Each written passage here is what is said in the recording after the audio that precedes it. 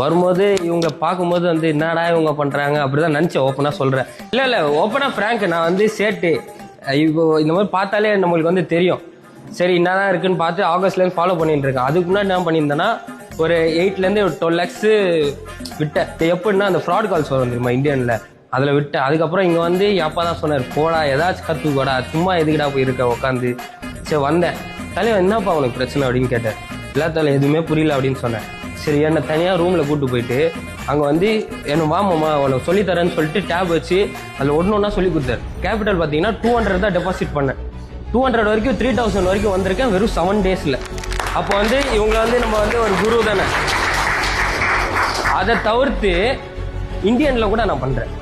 இந்தியனில் 50,000 வச்சு 2,45,000 இப்போ இருக்கேன். அது வந்து இவங்களால கத்துக்கினேன். ஃபர்ஸ்ட் ஒரு நாள் வந்துட்டு வித்ட்ரால் பண்ணிட்டு போலான்னு வந்தாரு ப்ராஃபிட் சொல்லிட்டு. ஆனா இவர் உட்கார வச்சுக்கிறோம் 4 நாளா இவர் வீட்டுக்கு அனுப்பாம.